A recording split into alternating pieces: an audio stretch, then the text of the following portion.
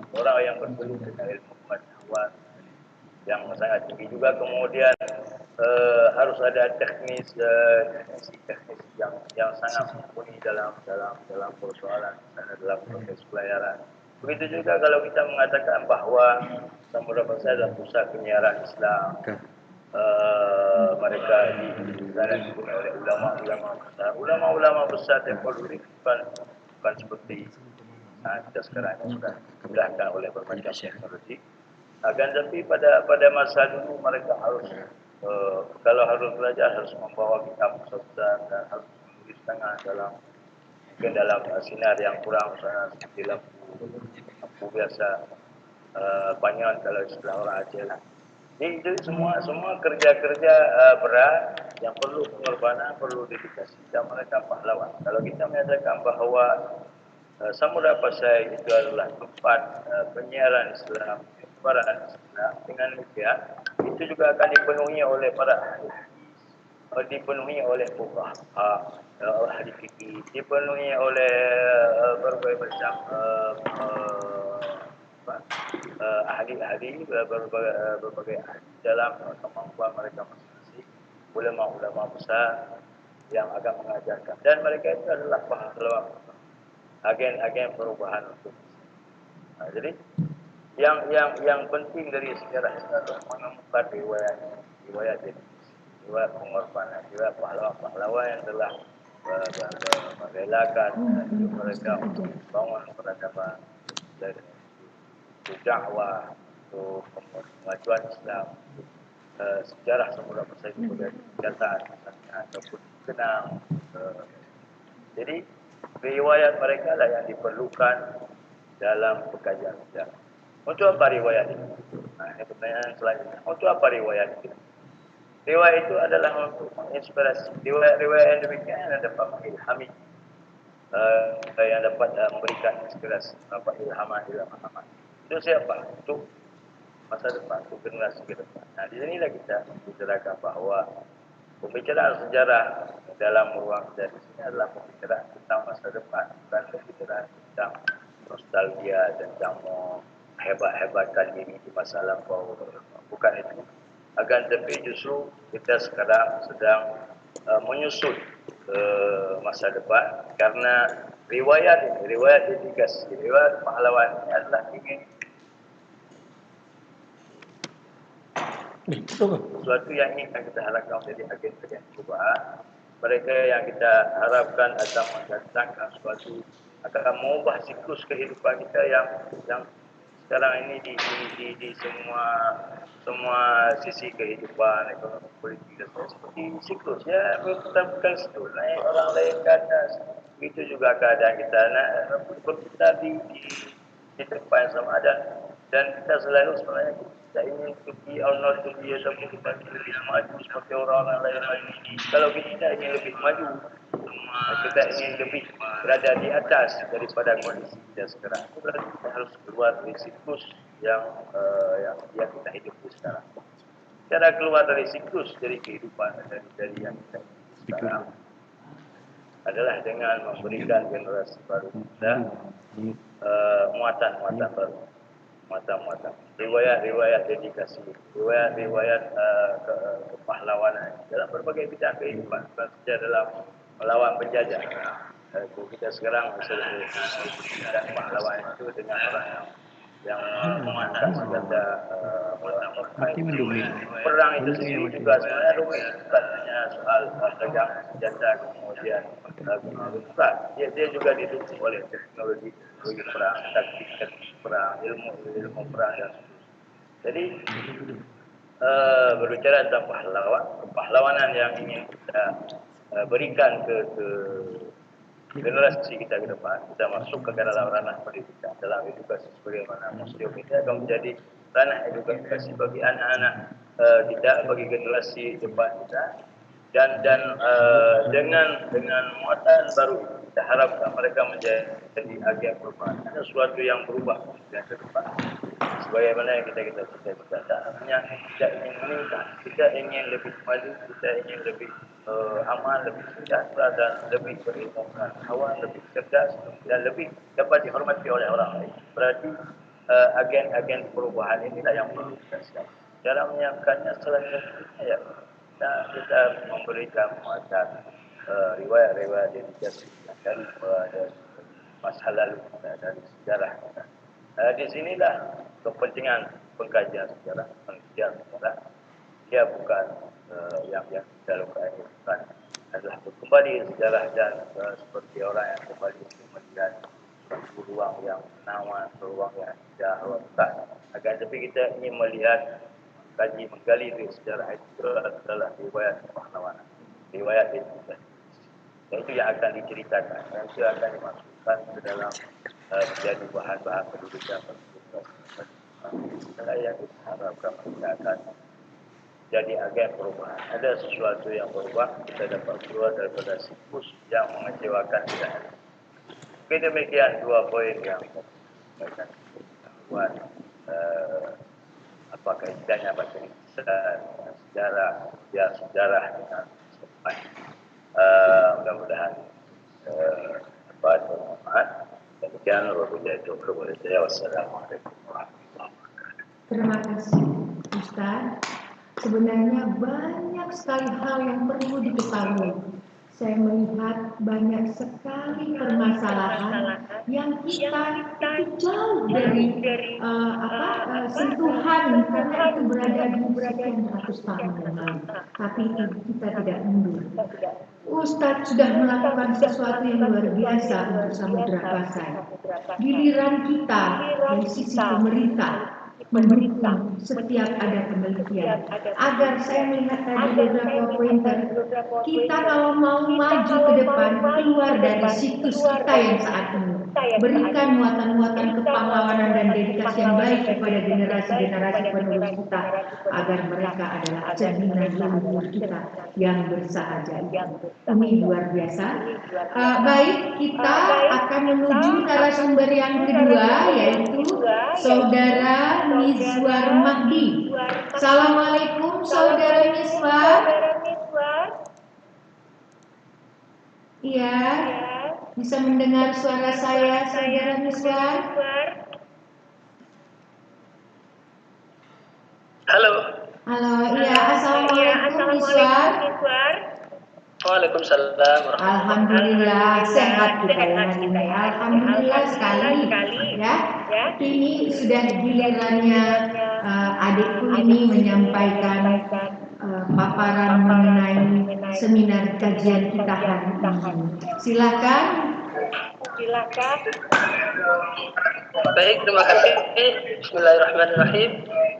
Assalamualaikum warahmatullahi wabarakatuh. Waalaikumsalam. Alhamdulillahirabbil alamin wassalatu wassalamu ala rasulillah. Pertama, saya mengucapkan selamat ulang tahun Museum Samudra Pasai. Semoga dengan kehadiran museum ini dapat mengedukasi masyarakat tentang jejak-jejak Kesultanan Islam Samudra Pasai khususnya. Terima kasih kepada Ibu Ana selaku Kepala Museum telah berikan kesempatan untuk memaparkan sedikit materi berkaitan tentang tipologi bentuk batu nisan di Sumatera Pasai atau Samudra Pasai lazimnya disebut seperti yang Ustaz katakan tadi, kenapa Cisah atau Mapesa itu sangat identik dengan batu nisannya. Jadi sebenarnya ini adalah penelusuran jejak sejarah Islam yang ada di Aceh. Jadi teks-teks ataupun sumber-sumber yang autentik yang dalam pencarian kita selama belasan tahun ini masih sangat minim kecuali batu nisan. Karena pada batu nisan itu meninggalkan jejak tulisan kaligrafi atau inskripsi yang terpahat padanya, dan hanya itu yang ditemukan dalam jumlah besar. Kemudian sebarannya pun cukup luas di Asia Tenggara ini. Dan kita memfokuskan salah satunya pada batu nisan ini. Nah, dalam perjalanan Cisah yang kemudian juga diikuti oleh Mapesa di Banda Aceh, kita telah menemukan ada jutaan batu nisan itu ya yang tersebar di seluruh Aceh. Kemudian kita mengidentifikasinya. Batu nisan Sumatera Pasai adalah batu nisan pada kubur-kubur peninggalan sejarah yang ditemukan di kawasan Sumatera Pasai, terutama di Kabupaten Aceh Utara, Provinsi Aceh hari ini. Kemudian Sumatera Pasai ini adalah dua toponimi yang digabungkan atau menjemuk untuk menunjukkan keidentikan keduanya sebagai sebuah wilayah.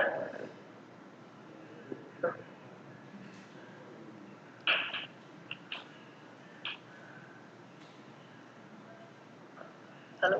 Iya, halo. Kita masih tersambung, Iswar. Lanjut, Iswar. Oke, saya sambung lagi. Samudra Pasai atau sekarang kita menyebutnya dengan Sumatera Pasai karena berdasarkan banyak literatur yang kita temukan bahwasannya dari Batuta dan berbagai sumber hingga pada masa kolonial Belanda. Sumatera Pasai adalah dua toponimi yang digabungkan atau menjemuk untuk menunjukkan keidentikan keduanya sebagai sebuah wilayah di bawah pemerintahan Kesultanan Islam yang diketahui mulai berdiri sejak abad ke-7 Hijriah atau 13 Masehi sampai dekade permulaan abad ke-10 Hijriah atau awal ke abad ke-16 Masehi. Batu nisan Samudra Pasai dalam pengertian seperti dikemukakan di atas dapat dibagi ke dalam dua kelompok. Satunya batu nisan asli dari Samudra Pasai itu sendiri dan lainnya adalah batu nisan tidak asli Samudra Pasai.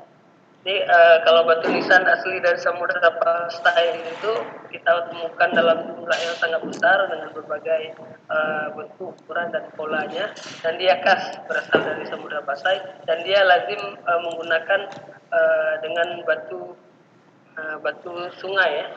Sedangkan batu nisan yang bukan asli dari Sumatera Pasai itu adalah batu nisan tipe Kambai atau tipe Gujarat. Itu nisan-nisannya yang berbahan dari marmer. Nah, batu nisan berbahan marmer ini dia ada yang dipahat dari Kambai sendiri dikirim kemari sebagai hadiah atau penghargaan kepada pemuka Samudra Pasai ataupun sultannya sebagai jasanya ataupun sebagai macam dalam hubungan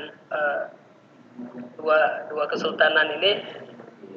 Kemudian ada juga tipe Kambai atau dari bahan daripada batu walan ini yang dipahat di Samudra Pasai. Jadi kalau nisan yang dipahat di Samudra Pasai ini bisa kita lihat di pemakaman kedua dari Kesultanan Samudra Pasai. Kemudian lagi batu nisan asli Samudra Pasai adalah batu nisan yang meyakini diproduksi di wilayah sekaligus menampilkan nilai-nilai kesenian dan budaya yang berkembang dalam masyarakat Sumatera Pasai. Batu nisan asli Sumatera Pasai dan lainnya telah digenerikan dengan nomenklatur batu nisan Aceh. Ini didasari berdasarkan pertimbangan-pertimbangan yang antara lain. Yang pertama, Aceh merupakan wilayah di mana ditemukan batu-batu nisan tersebut dalam jumlah besar. Jadi saya sebutkan tadi pertama, itu jumlahnya itu mencapai jutaan. Setelah kita identifikasi itu jumlahnya jutaan, itu belum lagi yang sudah hilang. Kedua, batu nisan tersebut dikenal di wilayah-wilayah lain di luar Aceh, seperti di Semenanjung Melayu. Nah, di Semenanjung Melayu itu sampai ke Patani itu berdasarkan laporan dari kawan-kawan kita yang ada di Patani itu, mereka juga menemukan beberapa kompleks pemakaman zaman Islam Samudra Pasai itu. Ya, itu dari zaman Samudra Pasai dan zaman Kesultanan Islam mereka di sana. Nah, batu penanda kubur penguasa di sana itu ataupun pemuka kesultanannya, dia menggunakan batu nisan khas Pasai.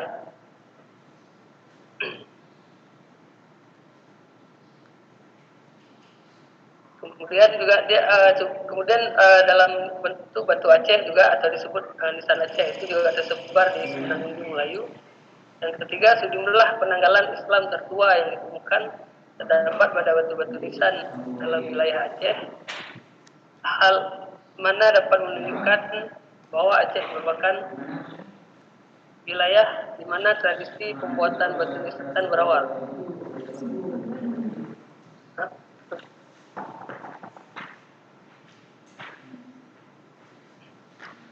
Kemudian nisan-nisan tersebut menyebar dan terus mengalami berbagai perkembangan sampai dengan abad ke-13 Hijriah atau abad ke-19 Masehi.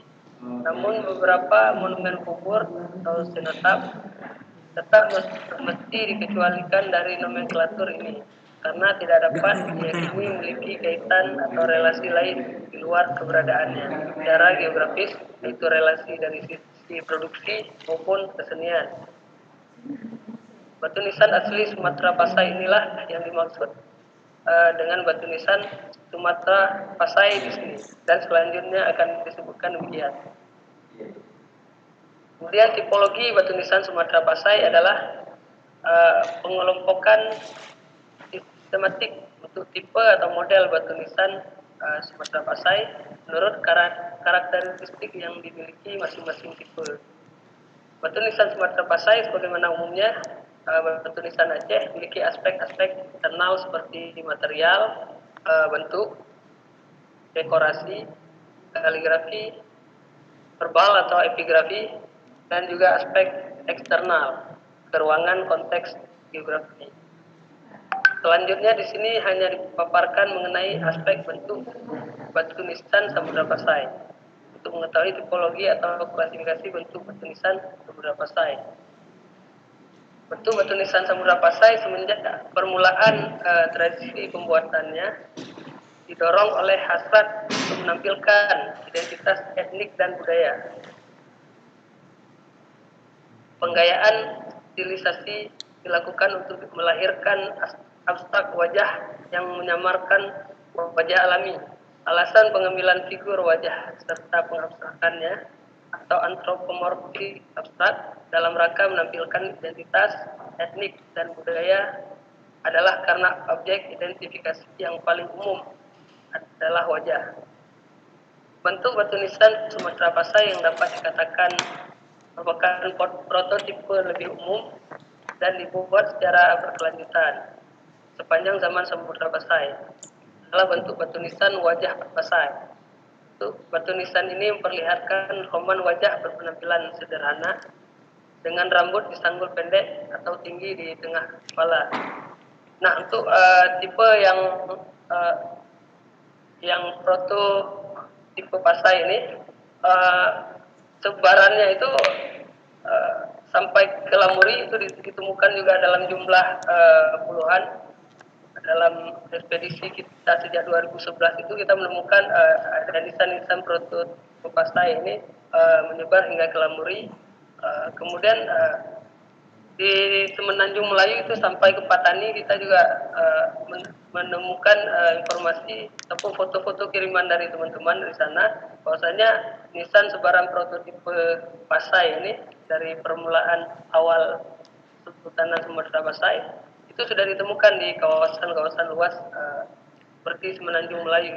Nah, ini menunjukkan bagaimana gerak atau syiar Islam dan kebudayaan itu mampu mempengaruhi ataupun mampu merangsek hingga jauh ke tanah Semenanjung Melayu sebagaimana kita menemukan sebaran nisannya hingga ke sana. Namun sebaran itu tuh dalam jumlah yang tidak terlalu signifikan.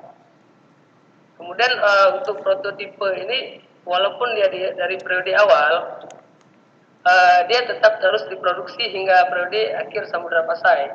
Untuk model ini ada dua nisan yang berinskripsi yang menyebutkan angka tahunnya itu. Salah satunya adalah Syekh Muhammad bin Ahmad, dia telah wafat pada tahun 709 Hijriah atau 1308 Masehi. Makamnya itu ada di Aceh Utara. Kemudian lagi ada seorang ratu yang bernama Malikah Danir. Dia juga wafat pada abad-abad ke-14 Masehi, tahun 791 Hijriah atau 781 Hijriah.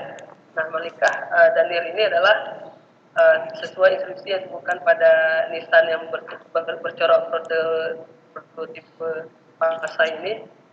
Dia adalah putri daripada Sultan Malik Al-Zahir yang merupakan ayahnya ini Al-Malik Al-Zahir yang bertemu langsung dengan Ibnu Battutah dalam kunjungan Ibnu Battutah pada pertengahan abad ke-14 Masehi, 1345 Masehi, di kota Sumatera atau Samudra Pasai sekarang lazim disebutnya. Kemudian bentuk batu nisan yang kedua itu nisan Samudra Pasai mengalami perkembangan karena dorongan hasrat untuk menampilkan identitas sekaligus status sosial orang yang dikuburkan. Puncak batu nisan kepala pada perkembangan ini dibuat dalam bentuk menyerupai tudung kepala. Mengabstrakkan stilisasi tudung kepala ini dibuat dengan memunculkan penjulan di kiri kanan. Bagian bawah puncak batu nisan yang menguncup dan dipangkas datar di bagian atasnya. Itu bisa dilihat pada, mungkin bisa ditampilkan gambarnya, gambar 3 dan 4. Bentuk seperti ini dapat diistilahkan dengan batu nisan ulah kama Pasai. Ulah kama berarti mahkota, kalau Arab itu disebut dengan taj, dan surban juga termasuk diantaranya. Batu nisan Pulah Kama Sumatera Pasai mengalami perkembangan kuat dan populer dalam abad ke-9 Hijriah hingga abad ke-15 Masehi. Nah, untuk bentuk batu nisan Pulah Kama Pasai ini model bersayap itu sedikit itu sayapnya. Dia telah dikembangkan dari awal abad dari periode pertengahan awal abad ke-13 Masehi. Itu di Lubuk Tue ada ditemukan dua makam yang berinskripsi, yang dua-duanya itu disebut dengan atau digelar dengan Mahbub Qulub al-Khalaiq. Tadi mana nggak dengar suara? Enggak. Halo. Dengar. Suaranya nggak Dengar ya? Sebentar Oke, ya. baik. Saya Di lanjutkan kita di lagi. sini baik suaranya. Untuk batu nisan Pulah Kama Pasai itu telah dikembangkan sejak awal abad atau pertengahan awal abad ke-13 Masehi, di mana ditemukan nisan khas Pasai itu di pedalaman Aceh Utara itu ada di Lubuk Tue. Dua nisan tersebut memuat inskripsi yang pada inskripsi tersebut disebutkan pemilik makamnya sebagai Mahbub Qulub al-Khalaiq. Itu adalah gelar yang maknanya orang yang dicintai oleh hati ramai, orang yang dicintai oleh orang-orang ya. Satu nisan lagi disebut Mahbub Qulub al-Khalaiq Ibnu Mahmud. Dia adalah putra Mahmud yang kita identifikasi bahwasanya ini adalah putra daripada Sultan Mahmud Al-Ghaznawi dari India. Sesuai instruksi memuat periode wafat kedua nisan pemilik makam ini. Dia adalah wafat pada tahun 626 Hijriah atau 1225 Masehi. Nah, kedua pemilik makam ini sesuai instruksi disebutkan dia adalah Syahid As-Sa'id, yang syahid lagi berbahagia. Jadi ini awal permulaan Samudra Pasai. Mereka berhasil merangsek hingga ke pedalaman dan mereka telah syahid dan dikuburkan di sana. Kemudian dipahat nisan dengan bentuk yang khas dari Pasai yang kita sebut dengan Pulah Kama Pasai pada tahun wafatnya 1225 Masehi. Nah, kemudian walaupun pada awal abad ke-13 itu model nisan itu masih telah dibuat, namun pertengahan abad ke-15 Masehi, dari awal abad 15 Masehi hingga pertengahan itu batu nisan dengan pola tersebut masih tetap dipahat dengan penggayaan yang lebih bagus lagi. Contohnya ada satu nisan ini yang pada gambarnya mungkin bisa ditampilkan milik daripada Sultan Zainal Abidin Rauf Baghdad. Sultan Zainal Abidin Rauf Baghdad ini putra daripada Ahmad bin Ahmad bin Muhammad bin Bali As-Salih. Dia telah wafat pada 841 Hijriah atau 1438 Masehi. Nah, model-model nisan ini tetap masih dipahat dengan gaya dan bentuk yang lebih ada penyesuaian lagi pada abad ke-15. Kemudian dalam abad ke-9 Hijriah muncul bentuk yang dapat dikatakan sebagai tahap akhir dari perkembangan bentuk batu nisan Sumatera Pasai. Sekalipun bentuk terakhir ini merupakan evolusi dari bentuk batu nisan wajah Pasai. Namun dalam tahap ini batu nisan Sumatera Pasai dapat dikatakan sudah benar-benar meninggalkan gagasan antropomorfiknya dan hanya mempertahankan bentuk abstraknya. Disebabkan perubahan substansial pada gagasan pembuatan batu nisan, bentuk ini tidak lagi dapat disebut dengan bentuk batu nisan wajah Pasai, tapi cukup dengan batu nisan Pasai akhir. Seiring populernya bentuk nisan ini dalam pertengahan abad ke-9 Hijriah sampai penghujung zaman Samudra Pasai, teramati pula turunnya kehadiran batu nisan Pulah Kama Pasai. Nah, model batu nisan ini walaupun dia telah muncul di pertengahan abad ke-15 bersamaan dengan juga masih digunakannya batu nisan Pulah Kama Pasai itu, dan nisan tipe Pasai ini, model yang ketiga ini, dia tetap digunakan hingga periode pertengahan abad ke-16 setelah Pasai itu meredup, kemudian muncul Aceh Darussalam. Nah, nisan-nisan tipe ini masih tetap digunakan di Kesultanan Aceh Darussalam. Salah satunya itu ada makam Malik Ibrahim, orang panglima perang itu yang perang melumpas Portugis hingga ke Pasai. Nisannya itu adalah nisan original Pasai, dari bentuk ornamen kaligrafi serta bahannya itu adalah nisan Pasai. Makam tersebut terletak di Kampung Gili, Banda Aceh. Kemudian lagi ada satu nisan lagi yang awal tahun 2012 kita temukan itu di Kampung Pandi. Setelah diidentifikasi pemilik makam tersebut adalah Syekh Tun Kamil. Mungkin bisa ditampilkan fotonya.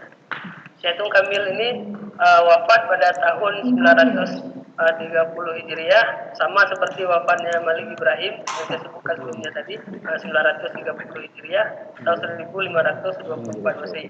Nah, masa-masa ini adalah masa-masa di mana Samudra Pasai kita duga sudah berakhir dan sudah berdiri Kesultanan Aceh Darussalam.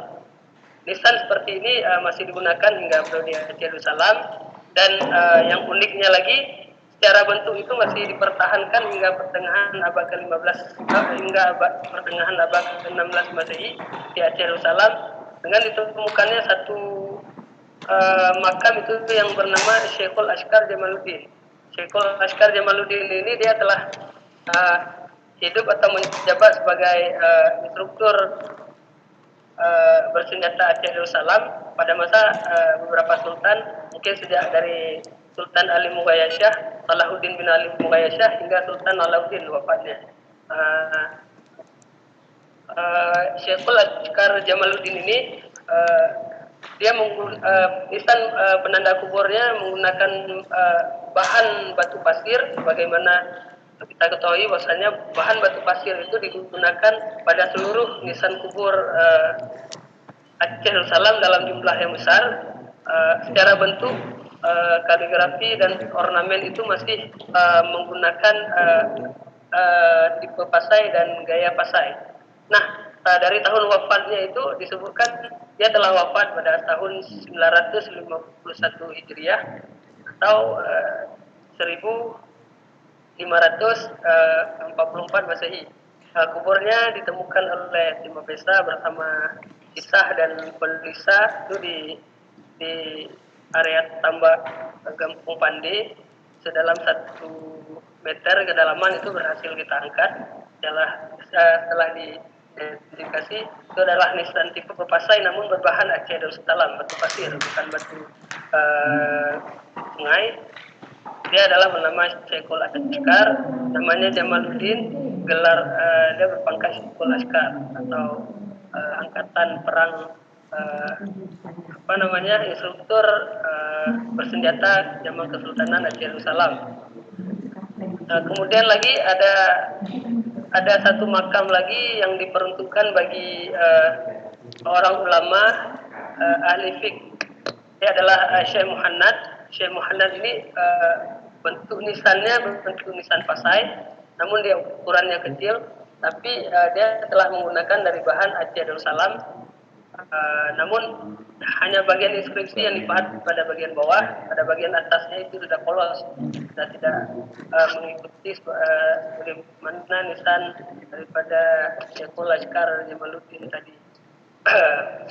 Kemudian baru-baru ini kita juga menemukan satu model batu nisan di Aceh Besar itu yang lazimnya itu di Pasai digunakan di periode abad ke-15 Masehi. Atau lebih awal lagi bisa jadi itu kita temukan di kawasan Aceh Besar. Namun dia telah menggunakan batu pasir bentuknya Pasai, tapi kita menduga itu adalah nisan dari peninggalan abad ke-16 walaupun modelnya di abad ke-15. Itu ada di kawasan Gendring, itu baru-baru kita temukan nih di tahun 2019. Satu komplek itu memang tipologinya ada 2 model Pasai, namun bahannya sudah bahan daripada batu pasir, bahan Aceh Darussalam. Memang itu adalah periode awal Aceh Darussalam hingga pertengahan, di mana pengaruh Pasai itu masih sangat kuat berada di Aceh Darussalam, dan dia juga mempengaruhi hingga berbagai kawasan yang luas di Asia Tenggara ini.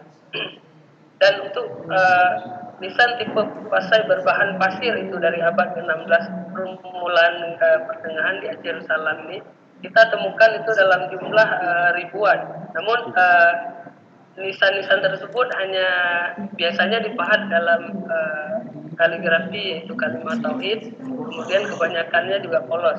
Seperti yang baru-baru ini kita temukan itu ada di Kampung Berawi, Banda Aceh.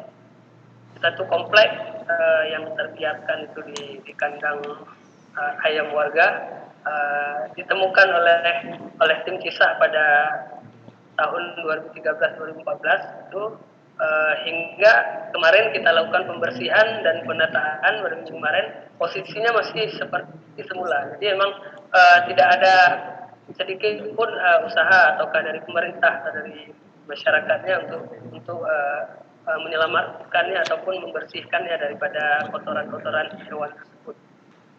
Dan model nisan tersebut sangat banyak itu ditemukan di Aceh, namun dia sangat jarang menyebutkan kitab ataupun pemilik makamnya. Hanya tokoh-tokoh besar saja yang disebutkan pada nisan-nisan tipe Pasai yang ada di Aceh ini. Jadi ini menunjukkan bahwasanya nisan-nisan Pasai ini yang digunakan pada zaman Aceh Darussalam dari awal abad ke-16 hingga pertengahan abad ke-16 itu yang menyebutkan nama adalah tokoh-tokoh negara, tokoh-tokoh kerajaan. Dan ini memang menunjukkan bahwasanya telah mempengaruhi ataupun mewarnai daripada bagian kebudayaan di Aceh Darussalam ini. Hingga Aceh Darussalam juga menemukan sendiri tipe nisannya yang disebut nanti dengan tipe nisan Aceh Darussalam, dan dia telah keluar daripada telah meninggalkan model Samudra Pasai itu sendiri. Kemudian sebagai kesimpulan, dengan melihat pada aspek batu nisan Sumatera Pasai, maka tipologi batu nisan Sumatera Pasai dapat dibagi kepada 3 klasifikasi. Yang pertama, batu nisan wajah Pasai, seperti yang disebutkan tadi, itu bersayap sedikit dan telah dibuat ataupun dipahat pada awal ke-13 Masehi. Itu kita ketahui berdasarkan 2 makam yang berada di Kampung Lubuk Tue tahun 1225 Masehi. Kemudian ada ada batu nisan Pulah Kama Pasai. Dia telah dikembangkan pada pertengahan abad ke-15. Dan yang ketiga batu nisan Pasai Akhir, yang seperti saya sebutkan tadi, dia itu sangat banyak itu digunakan pada periode pertengahan abad 15 hingga abad ke-16 hingga ke zaman Aceh Darussalam pertengahan abad ke-16 Masehi. Batu nisan Pasai Akhir ini dapat kita lihat dalam jumlah yang sangat besar itu di kompleks pemakaman Batai Baleh, atau kita sebut biasanya dengan pemakaman Kesultanan Sumatera Pasai periode ketiga. Mungkin demikian yang dapat saya sampaikan sedikit. Mohon maaf jika ada keliruan. Saya akhiri. Assalamualaikum warahmatullahi wabarakatuh. Waalaikumsalam. Kita sudah mendengarkan paparan dari kedua narasumber kita yang kalau saya katakan tadi terlalu kita sudah mendengar paparan dari kedua narasumber kita. Terima kasih atas kehadirannya. Kita masih tersambung, kita masih ada diskusi-diskusi lagi. Ini saya mencatat begitu banyak harus kita bertanya kepada Ustadz dan saudari Nizwan. Dan kita hari ini merasa batu nisan itu melihat sekedar batu nisan. Dan kita tidak pernah tahu tipologi yang seperti ini berada di abad berapa dan bagaimana perbedaannya dengan tipologi yang di abad selanjutnya dan bagaimana perkembangannya.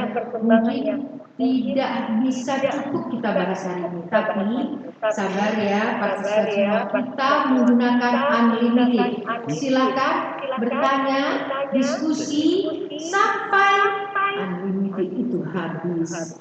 Kita tidak batasi waktu. Hari ini kita berjumpa dengan narasumber kita yang sekaligus praktisi di lapangan dan sekaligus peneliti sejarah Islam. Luar biasa. Mungkin saya buka termin pertama. Gimana? Pertanyaan langsung. Pertanyaan langsung nanti ditujukan ke siapa? Sebutkan nama. Ditujukan ke siapa? Ada 3 pertanyaan atau 3 orang penanya untuk sesi pertama. Silakan.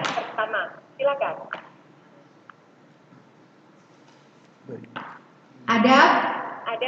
Naikkan tangannya, silakan. Siapa yang mau bertanya atau menanggapi atau saran, naikkan tangannya. Biar kita semua bisa lihat. Ambu. Sudah ada? Ambu. Ini sudah ada pertanyaan dari Pak Ambo. Ya, dari BPCB Aceh. Ya, silakan Pak Ambo. Pak Ambo. Halo. Waalaikumsalam. Yang lain di-unmute semua dulu. Silakan Pak Ambo, kita bisa dengar dengan baik suaranya. Silakan pertanyaan, tanggapan atau saran. Silakan Pak Ambo. Kok nggak kedengaran? Dia. Lagi prepare ya?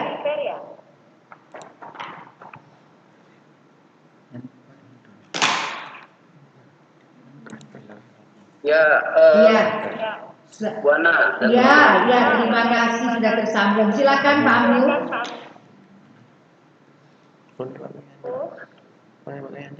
Ya, assalamualaikum Buana. Waalaikumsalam Pak Ambo. Assalamualaikum.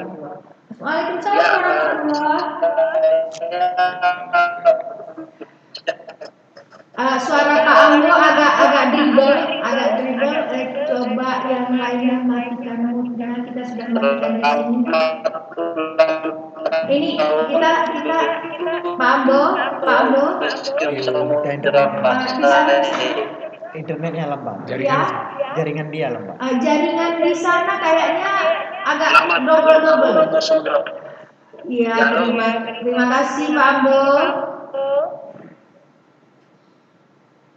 Ya, saya mau nanya soal peristilaan yang cukup banyak dari 2 pemateri tadi.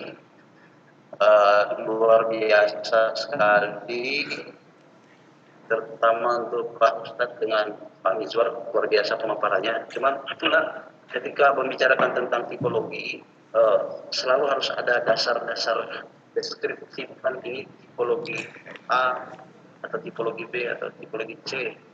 Itu yang pertama. Yang kedua,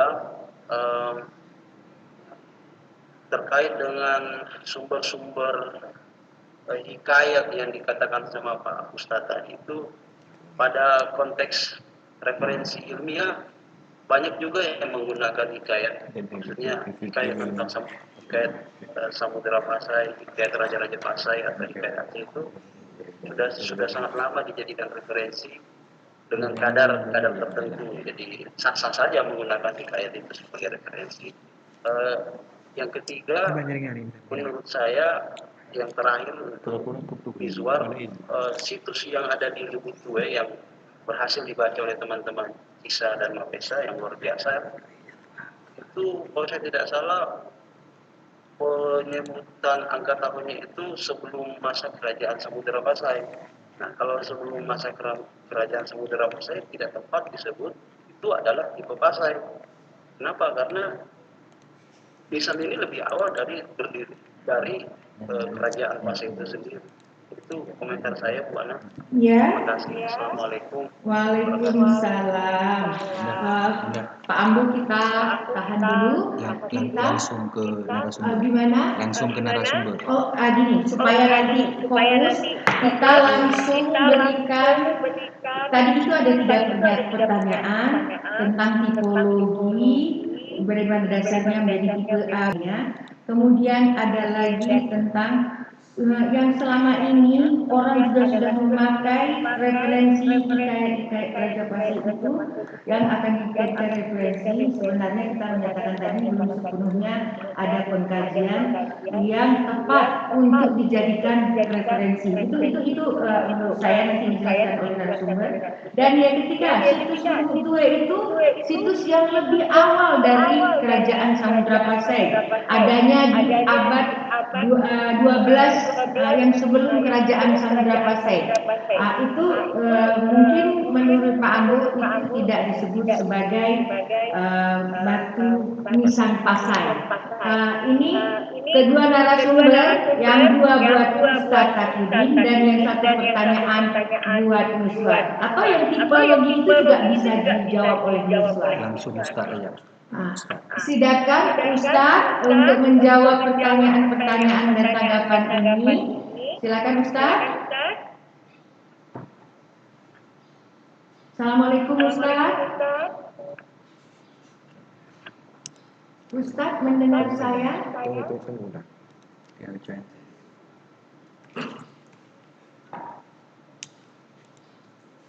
Speakernya belum aktif. Iya, Ustaz. Terima kasih. Silakan Ustaz. Terima kasih. Pertanyaan yang penting dari Bapak Ambo. Itu saya jawab sepintas di sini. Semua yang dipaparkan dan apa yang kita sedang teliti ini memang sedang teliti dan masih perlu pada banyak diskusi. Apa yang mungkin kita asumsikan dapat berubah dalam waktu dekat atau jauh ataupun yang sudah diteknologikan ini masih bergerak. Ya, seperti lazimnya alamiahnya ilmu pengetahuan dia akan bergerak terus, dia akan tumbuh.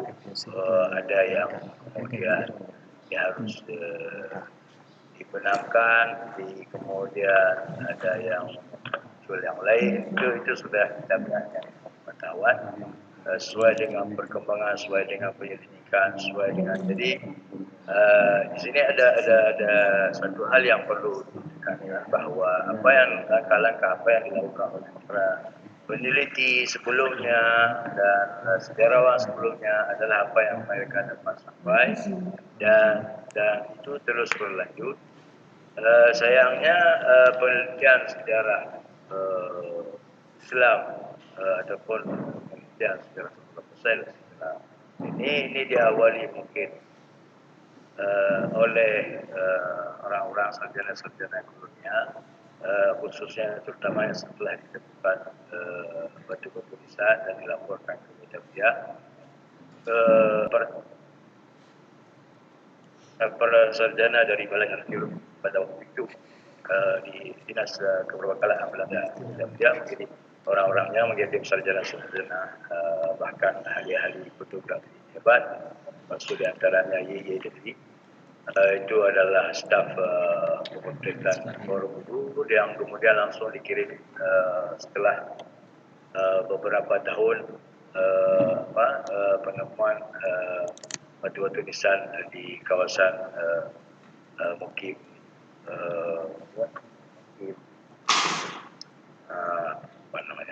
Mukim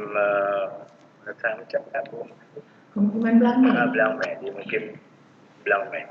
Mukim Blangmen masuk kawasan dan seterusnya. Itu Tobias waktu itu Gubernur Jenderal, kemudian dilaporkan bahwa ada penemuan batu-batu nisan, kumpulan kuno. Akan tetapi waktu laporan itu tidak langsung ditanggapi, yang menanggapinya justru Christian Snowcobranya dan sangat antusias dengan penemuan-penemuan tersebut. Kemudian baru setelah beberapa tahun setelahnya baru diteliti dari Dinas Keperwakalan Belanda untuk itu dikirim ke Aceh untuk merekod semua ataupun membuat foto dokumentasi tentang makam-makam yang ditemukan. Jadi dari sana dapat diperhitungkan bahwa penelitian tentang sejarah Sabah saya mulai sayangnya setelah Belanda itu penelitian tentang sejarah Sabah itu juga meredup, dan di sini perlu kita perhatikan juga apa yang dituliskan oleh Pak Hasan Ma'arif Ambari Al-Marhum, bahwa orang yang paling awal memulai menulis dari bumi ataupun dari orang tersebut yang menulis Aceh itulah dari Ayat Zainuddin, dari Tawarikh dari Aceh dan Nusantara. Itu adalah termasuk seorang sejarawan perintis yang menulis tentang sejarah Aceh, dan dalam tulisan beliau itu sangat banyak melaporkan tentang kawasan. Jadi yang ingin saya katakan bahwa orang yang memberi perhatian atau para pemerhati, sarjana-sarjana intelektual yang memberi perhatian pada sejarah Aceh dari masa itu, mereka telah memberikan apa yang mereka dapat capai, dan kita masih ditugaskan. Sebenarnya kalau kita ingin membaca tulisan mereka secara sama, ada PR yang mereka wariskan, ada pekerjaan yang masih harus dilakukan. Terutamanya adalah informasi-informasi yang diberikan oleh tulisan. Nah, itu adalah dalam mereka sangat merekomendasikan untuk kerja ini dilakukan. Itu mulai dari Hashimiyah, Ibrahim Alfian, kemudian almarhum yang baru saja meninggalkan kita, Pak Rusdi Sufi. Mereka semua merekomendasikan kerja-kerja lautan buku, dan di antara mereka juga sudah menyatakan bahwa sejarah yang dituliskan ini masih bersifat sementara, dan itu masih perlu diperluas, pengetahuan kita perlu diperluas, kajian juga perlu diperluas. Itu prinsip dasarnya begitu. Dalam hal ini termasuk ke poin pertanyaan, jadi masalah penggunaan hikayat. Saya sudah katakan tadi bahwa ketika mereka tahu bahwa Ibrahim Alfian, kalau kita baca dalam kronika masa yang ditulis oleh Pak Ibrahim, kronika masa itu sudah selesai, sudah didalami, sangat banyak didalami oleh para sarjana, siapa Hil juga, dan sudah dicetak berulang kali. Dan mereka mengakui bahwa itu adalah sebenarnya satu karya mitos legendaris, artinya sifatnya itu memang legenda, dan mereka sudah berupaya untuk menggunakannya secara terukur, tidak menggunakan secara keseluruhan dalam teaga, tapi pencarian mereka dalam hikayat Raja Musa itu adalah genealogi. Genealogi itu pencarian yang jadi pentingnya bagi mereka itu Raja Musa, sarjana Belanda ataupun adalah karena menyangkut genealogi Raja Musa. Karena itu adalah kronika Raja Musa, kronika Raja Musa, pencarian mereka itu. Jadi kalau kita ingin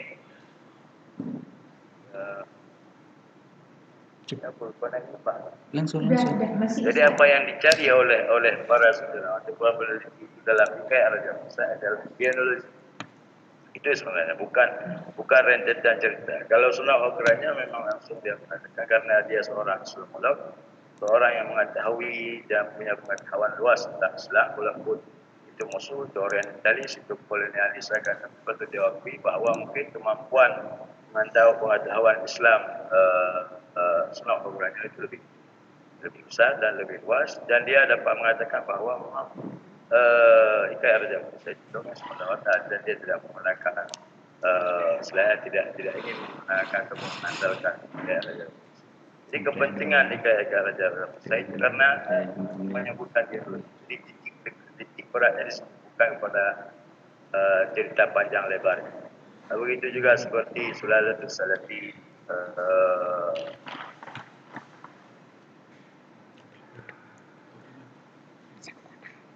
di sana ada bagian mereka ingin mengambil perbandingan tentang genealogi.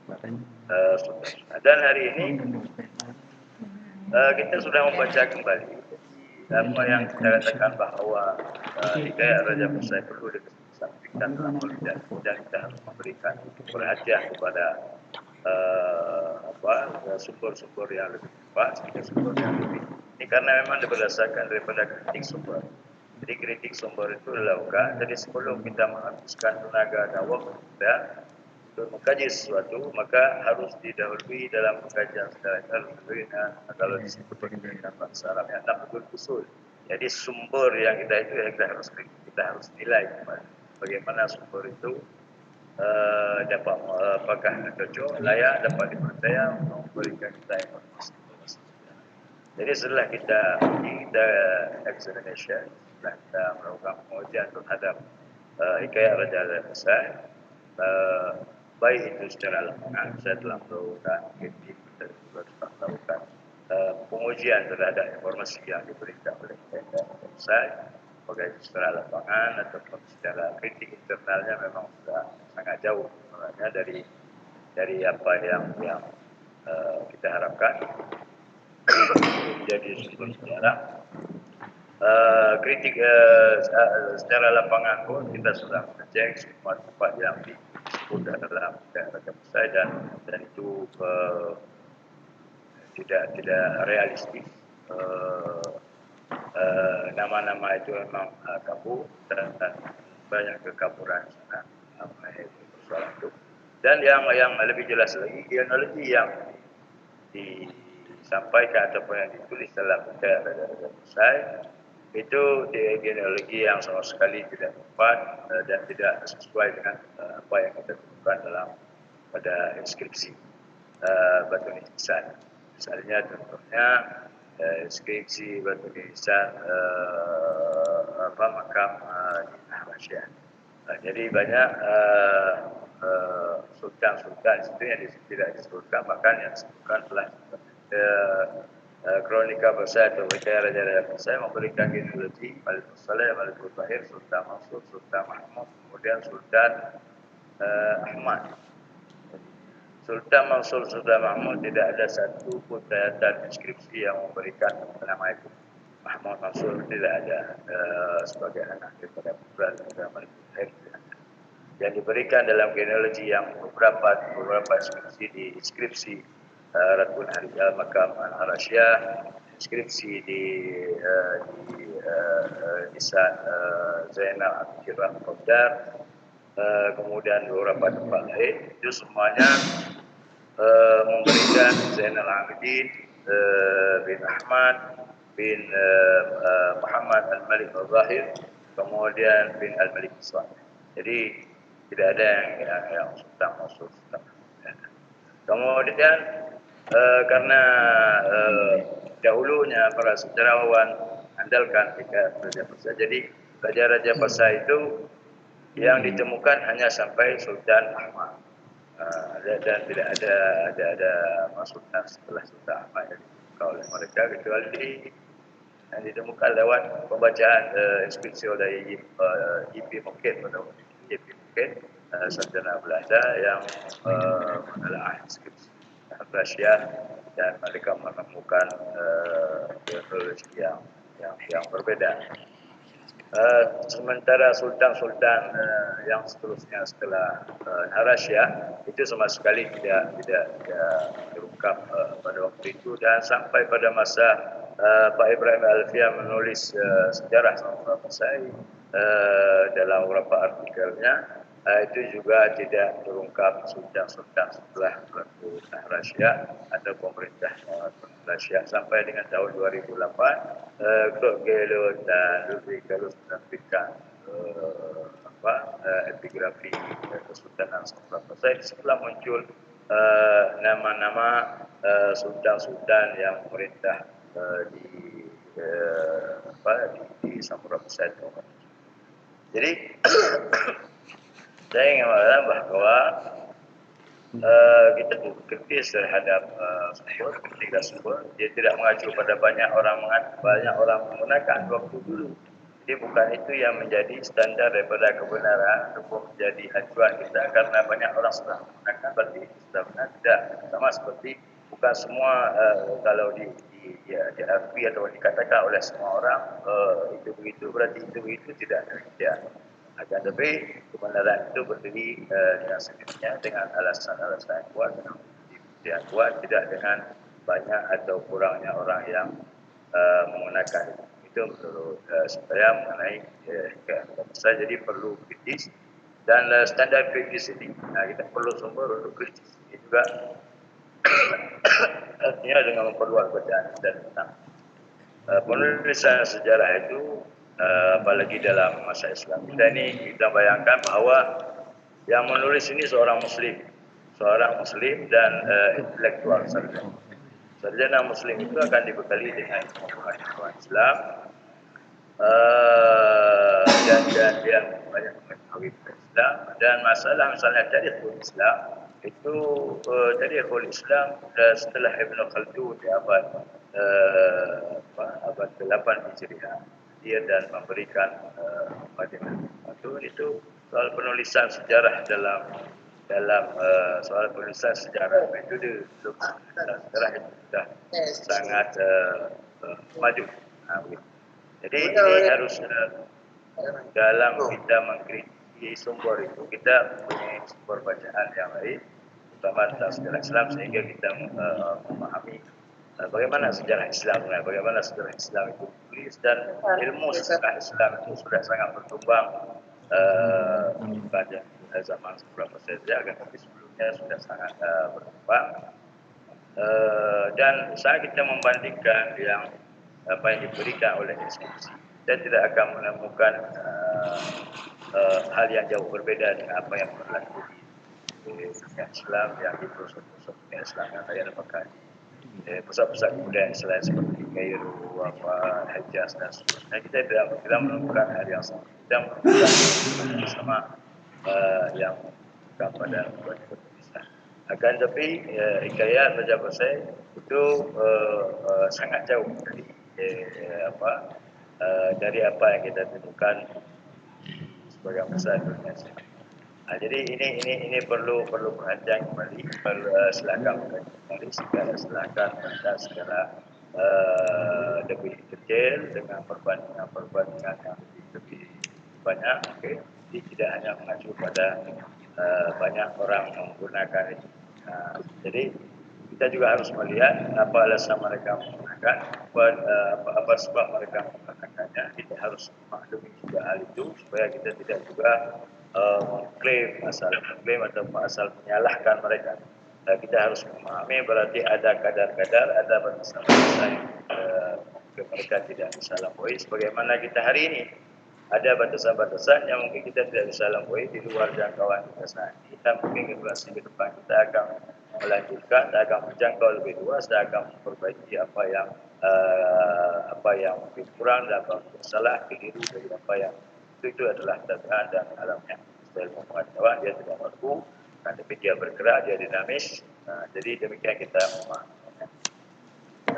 Kemudian untuk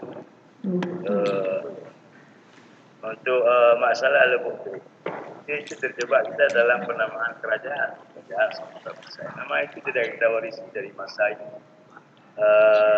Jadi yang kita maksudkan Batu Nisan Sumatera Pasai itu terkait dengan ekonomi yang kita namakan hari ini Sumatera Pasai. Jadi apa yang berada di Sumatera dalam kita definisikan dalam pengertian kita bahwa Batu Nisan Sumatera Pasai itu adalah kubur-kubur peninggalan sejarah yang ada di kawasan peninggalan sejarah Sumatera Pasai. Jadi tetapi itu bukan berarti dengan demikian yang di Lebuk itu kita tidak mengatakan bahawa itu bukan kerajaan Pasai. Itu nama kerajaan Pasai yang kita sebut hari ini itu kerajaan Sumatera Pasai itu juga punya sejarahnya. Dari mana asal samudra pembicaraan tentang samudra pembicaraan dan seterusnya itu bisa juga dilihat kembali atau dibaca kembali dalam Chrome juga sudah tulis asal nama Sumatera dan seterusnya. Dan kalau kita ingin melihat misalnya seperti samudra, dari nama samudra, William Shakespeare dalam History of Sumatera dia katakan samudra. Crawford menulis suatu ensiklopedia nama-nama tempat di Belanda dan tidak ditemukan samudra yang ada Pasai baca tersebut. Jadi yang saya ingin katakan bahawa kita tidak mengikat dengan nama, kita tidak mengikat masalah itu dengan nama yang kita berikan. Itu dikatakan Batu Nisan Sumatera Pasai. Itu maksudnya adalah batu nisan peninggalan sejarah yang kita sebutkan di kawasan yang kita sebut dengan Sumatera Pasai ataupun Samudra Pasai. Bukan yang apa nama Malikul Saleh, apa nama kerajaan Samudra Pasai. Enggak, belum tentu dia. Yang kita temukan dalam arsip, yang kita temukan dalam dokumen yang sudah Belanda, nama asli dari itu, yang dapat dipertanggungjawabkan adalah Sumutra. Itu ada suratnya, surat yang disimpan di Lisabon dari Portugis. Dan surat itu sudah kita terbitkan, sudah kita bahkan sudah di murajaah ataupun sudah dikaji kembali oleh Bikop dan dia juga menyinggung tentang apa kajian yang pernah kita terbitkan di Mishkah tentang surat itu. Surah yang di Lisabon itu, dan di situ disebutkan berbagai macam nama tempat, termasuk di antaranya adalah Sumutra. Jadi Sumutra itu sama seperti penyebutan pulau di depan Yaman itu Socotra hari ini. Kemudian di sini Sumutra. Jadi saya meyakini bahawa daratan ini lebih dahulu ditemukan oleh para pelaut dari Yaman atau para pelaut dari Timur Persia atau Arab ini. Dan sangat boleh jadi bahawa Sumutra itu sudah lebih dahulu ada. Nama Sumutra itu sudah lebih dahulu ada sebelum dinasti Malik As-Salih, sebelum Malik As-Salih memerintah dan menjadi. Jadi ada pemerintah sebelum Malik As-Salih di Pasai. Jadi yang Pasai tidak umum bisa digunakan oleh dinasti apa saja yang perintah, karena terkaitnya Batu Nisan Sumatera Pasai terkait dengan geografi, dikaitkan dengan pemerintahan, dengan kerajaan. Kerajaan adalah sistem pemerintahan. Sementara yang Batu Nisan Sumatera Pasai tidak dikaitkan dengan sistem pemerintahan, akan tapi dikaitkan dengan geografi. ulangnya akan dunia. Mungkin begitu penjelasannya. Sementara masalah penamaan istilah itu kalau yang ingin diinginkan rujukan ataupun satu dasar dari tulisan-tulisan yang sebelumnya itu tidak ada, karena untuk sementara ini saya katakan bahwa tidak ada solusi yang menyeluruh yang sudah dilakukan kecuali yang pernah dilakukan oleh Indonesia. Bukan untuk menggagal diri ataupun menyombongkan diri, akan tetapi survei yang menyeluruh yang setelah melihat semua kawasan, mengumpulkan semua sampel-sampel itu ataupun lebih banyak sampel-sampel tentang tulisan di kawasan Samudra Pasai, itulah ada yang dilakukan oleh JISA, kemudian juga dilakukan oleh Ibu Ana dalam beberapa waktu. Itulah survei yang sangat menyeluruh dilakukan. Setelah seperti Elizabeth Lambert, Daniel Ferrer dan seterusnya, bahkan Claude Gaylord, mereka kita maklumi gitu pada zaman mereka untuk menuju pendapat ini dan meneliti secara luas sudah memang tidak memungkinkan. Claude Gaylord menggunakan arsip-arsip yang disediakan oleh apa yang dibuat oleh IEDP dan disimpan di Leiden, dan mereka menggunakan arsip itu, tapi juga ikut mengunjungi beberapa tempat di Samudra di kawasan. Jadi apa yang ingin kita katakan bahwa tentang penamaan batu nisan Sumatera Pusat itu tidak terkait dengan masa-masa pemerintah kerajaan dan masa dulu itu juga tidak mengenal bentuk model kerajaan. Itu istilah yang hari ini kita buat dalam penulisan sejarah kita. Mereka dulu mengenalnya dengan pemerintah, misalnya pemerintah kawasan di siapa, dia itu berganti dinasti daulah. Daulah itu berarti satu penguasa yang berganti dari penguasa ini. Jadi saya seperti jadi itu dapat diperintah oleh beberapa daulah, beberapa dinasti yang berbeda. Itu dari keturunan yang berbeda. Mungkin apa yang saya dalam dapat politik. Mudah-mudahan. Terima kasih. Terima kasih kepada Ustadz. Saya sebenarnya dari jawaban Ustadz itu saya sudah bisa menanggapi semua pertanyaan dari Pak Ambo. Kalau Pak Ambo bertanya dari mana dasar tipologinya ada tipe ABCD, sudah dijawab tadi. Bukan kita mengadai, tapi itu adalah hasil dari penelitian. Malah orang-orang dari Belanda sana meneliti tentang batu nisan kita. Kita mengambil hasil penelitian dan kita kaji di lapangan, itu menjadi satu dasar bagi kita untuk mengelompokkan batu nisan tersebut. Yang kedua, ada pertanyaan, mengapa kayak Raja Pasai itu kok tidak menurut narasumber kita itu, bukan menurut sebenarnya. Ini yang dipaparkan narasumber adalah justice dari semua peneliti Islam dan juga non-Islam yang datang kemarin. Itu lebih kepada genealogika.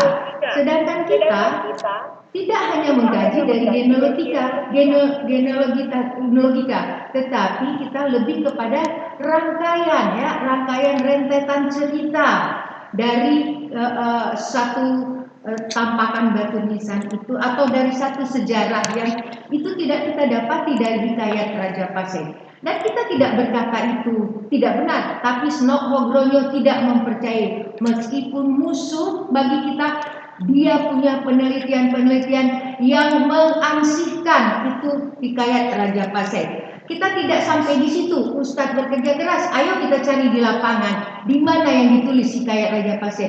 Ternyata ada Sultan Mansur dan sebagainya yang tidak pernah kita temukan. Malah Sultanah Rahasia tidak pernah diungkap pada hikayat Raja Pasai. Nah, itu pertanyaan yang ketiga itu, kenapa tipologi Lubuk Tua itu dikatakan tipologi nisan Pasai? Tadi sudah dijelaskan Ustadz, itu tidak berdasarkan kerajaan. Meskipun kerajaan Samudra Pasai hadirnya di abad 12 setelah nisan ini ada, Tetapi kita meneliti kawasan bahwa di sana ada tinggalan arkeologis yang dikelompokkan bisa dikatakan sebagai batu pasai. Mungkin itu dulu. Nanti kalau memang ada waktu, ini banyak waktunya kita berbincang lagi. Saya melihat di sini ada dari Langkat, Museum Langkat. Ya, Museum Langkat. Assalamualaikum Ibu. Ibu bisa dengar saya? Kayaknya ini Museum Langkat bisa nonton bareng ini kayaknya. Saya nampak ramai. Museum Langkat. Waalaikumsalam. Senang mendengar teman saya dari Langkat. Kita sama-sama berada di Jakarta waktu itu untuk memperjuangkan museum. Akhirnya 2020 Langkat memiliki DAK, begitu kan? Iya, sahabat saya, ya baru dapat sahabat saya itu ada Ibu Kadisnya juga datang waktu itu. Ya, hadir di sini Ibu Kadis. Ibu Kadisnya. Oh, titip salam. Ini saya lihat ada beberapa orang. Bapak sekarang boleh bertanya, menanggapi atau memberi saran. Siap narasumber kita menjawab dan menanggapi. Silakan Bapak. Assalamualaikum warahmatullahi wabarakatuh. Waalaikumsalam warahmatullahi wabarakatuh. Yang pertama kami mengucapkan selamat ulang tahun bagi Museum Samudra Pasai, kami dari Museum Daerah Kabupaten Langkat. Ucapkan semoga jaya dan sukses selalu. Dalam uraian dari Ustadz Mizwar Mahdi tadi bagi kami terlalu luas sehingga untuk membedakan tahun-tahun dari pembuatan batu nisan itu tidak diberikan gambaran atau tidak ditampilkan mana tahun yang dibuat pada masa abad ke-15 dan seterusnya. Karena kalau di daerah Langkat banyak ditemukan batu-batu nisan yang merupakan batu nisan Aceh. Bahkan diketahui bahwa batu nisan orang yang di dalam itu memang benar-benar keturunan Aceh. Nah, seperti Datuk Panglima Umba. Dia itu batu nisannya bentuknya segi enam. Sedangkan yang di bawahnya lagi Datuk Hakim atau yang memegang kedatuan terusan itu dia juga segi enam. Ada juga keluarganya juga memakai nisan pipih atau yang agak lempeng tipis. Jadi itu hubungan dengan tahunnya itu terhapus oleh dimakan masa juga. Kami tidak dapat membedakan tahun-tahun kapan wafatnya begitu, atau di sekitar abad keberapa adanya batu nisan tersebut. Jadi di sini kami mohon sekali lagi kepada Bapak Ustadz Mahdi Mizwar Mahdi untuk lebih merinci bentuk-bentuk daripada batu nisan tersebut. Ada yang segi enam, ada yang berbentuk pipih, atau yang kalau yang sekarang ini kalau di Langkat itu kalau yang bentuk bulat atau yang segi enam itu adalah menunjukkan bahwa yang meninggal itu laki-laki. Tapi kalau yang pipih itu menunjukkan dia perempuan. Tapi kalau yang Aceh itu enggak gitu. Ada yang pipih laki-laki, ada yang juga yang lonjong laki-laki juga. Jadi mohon sekali lagi untuk ditampilkan fotonya untuk sebagai perbandingan kami di Langkat. Demikian saja Bu. Terima kasih. Assalamualaikum warahmatullahi wabarakatuh. Waalaikumsalam Bapak dari Museum Langkat. Terima kasih atas pertanyaannya. Saya bisa mengambil inti dari pertanyaan bahwa tadi kita tidak tahu membedakan tahun-tahun dari pembuatan batu nisan itu. Sementara di Langkat juga ada batu-batu nisan Aceh, dan di sana ada juga batu nisan segi enam yang di sana tarikh wafat dan sebagainya itu tidak tertera lagi karena pupus dimakan usia. Begitu ya Pak ya. Kita serahkan kepada narasumber kita, Dek Mahdi, Mizwar Mahdi, gimana? Bisa tersambung? Masih putus-putus. Halo, silakan Dek. Tadi ada pertanyaan dari Langkat. Sudah direkam pertanyaannya kan? Sudah. Silakan ditanggapi.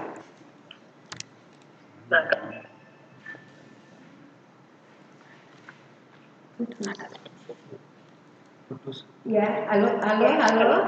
Anurkan yang lain. Ya.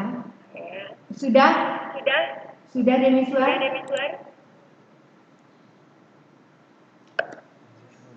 Sudah. Halo, sudah bisa terdengar? Sudah. Oke, silakan.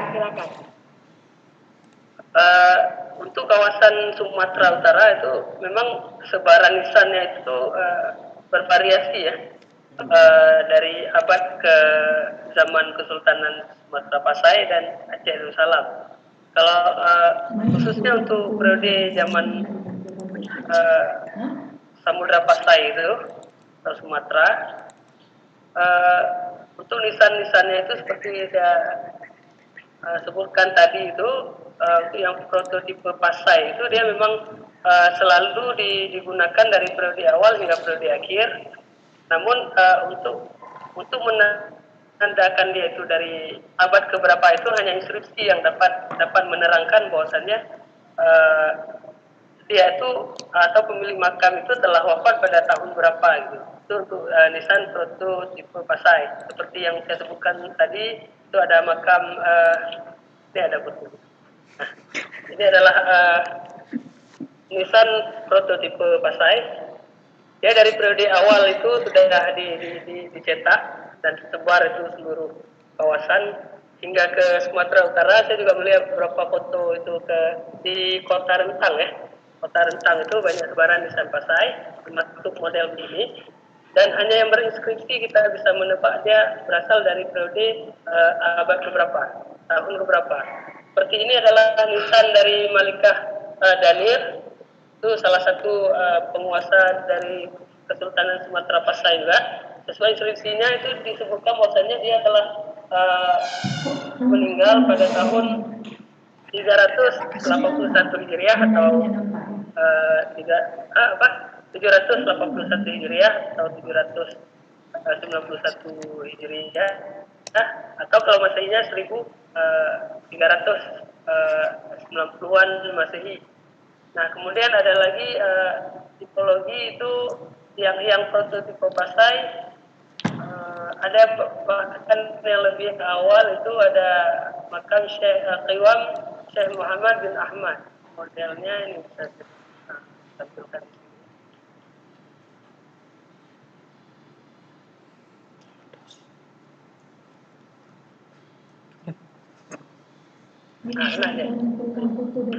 Nah, ini model prototipe Pasai juga.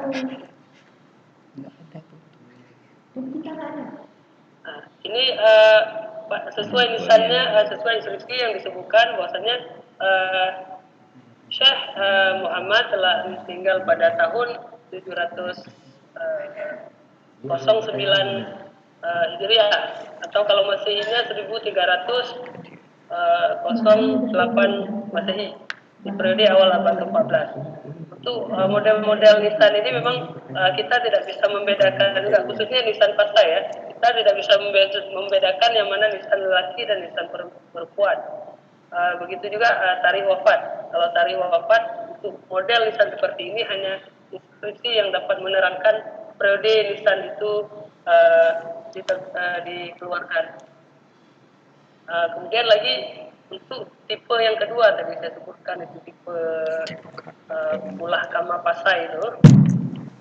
Ini ya, ini Pulah Kama Pasai. Saya memang ini kedua nisannya hampir sama. Kalau yang ini yang saya sebutkan tadi periode meninggalnya lebih awal 1225 Masehi, dan inskripsi lah yang dapat menerangkan periode nisan itu. Begitu juga model dan pola kaligrafi itu kita bisa menemukan di berbagai kawasan Islam yang lain. Untuk periode-periode tersebut perkembangan kaligrafi mirip-mirip seperti ini. Begitu juga nanti ketika masuk ke periode tahun 1300-an Masehi, ya nanti ada perkembangan lagi kaligrafi yang khas dan digunakan di seluruh kawasan Islam.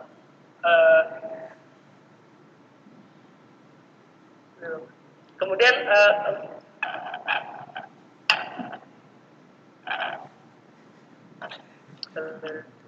kemudian yang nisan di sebelah sebelah kanannya ini nisan Sultan Zainal Abidin Robabdar. Nah, kedua nisan ini sebenarnya tidak jauh berbeda, tapi secara tarikh wafat dia sangat jauh berbeda. Itu rentang waktunya dari 626 Hijriah. Zainal Abidin Robabdar ini dia telah meninggal pada tahun 841 Masehi ya, hampir 1,5 abad perbedaannya. Jadi perkembangan model tulisan ini masih tetap dipahami hingga pertengahan abad ke-15 Masehi. Nah, pertengahan abad ke-15 Masehi hingga awal abad ke-16 itu sudah model nisan pasai. Mungkin bisa dilanjutkan foto selanjutnya.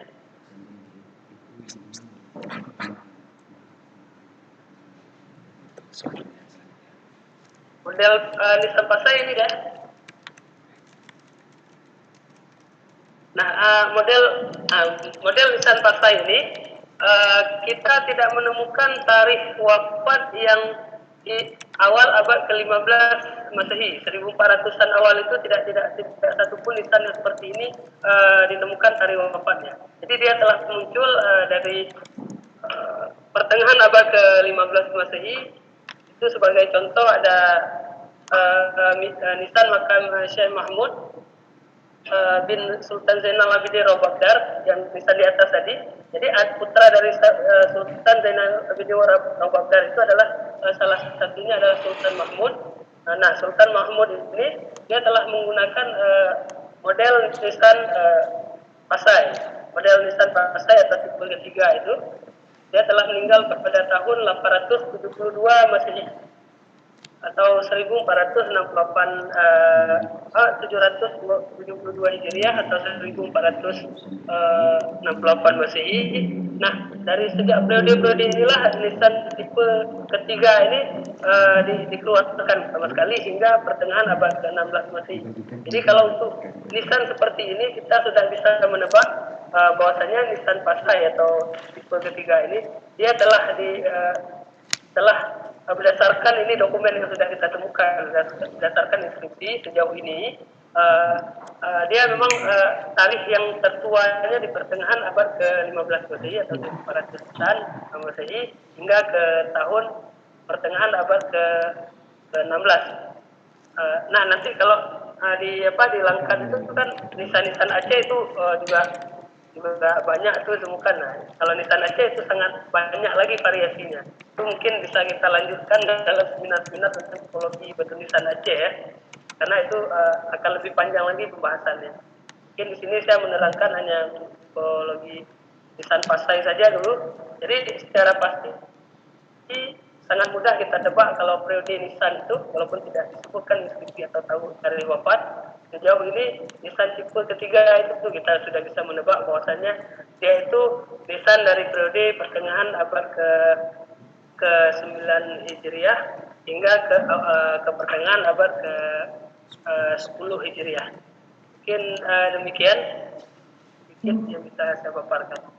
Terima kasih Saudara Miswar sudah memaparkan panjang lebar. Saya yakin Ulang. Apa? Baru connect. Terima kasih Saudara Miswar. Ini saya sudah tersambung lagi. Tadi dari uraian panjang lebar saya bisa menangkap terjawabnya pertanyaan untuk membedakan tahun-tahun dan pembuatan. Sebenarnya yang membedakan tipologi itu adalah inskripsi yang tertulis di batu nisan tersebut.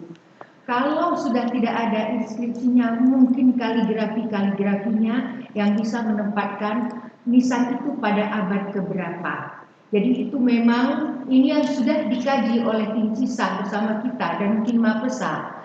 Itu belum menjawab semua nisan-nisan yang ada samudra. Ayo kita sekarang ya harus mendukung tim ini agar bisa terungkap semuanya. Seperti di Langkat. Di Langkat sana tadi dikatakan ada makam yang bentuknya segi 6, tapi inskripsinya tidak ada. Kita harus kerja keras, Pak. Coba dari tipe pembuatannya, bahannya, itu bisa ada pengkajian lebih lanjut. Mungkin nanti kita didekatkan kepada abad keberapa Datuk itu memerintah.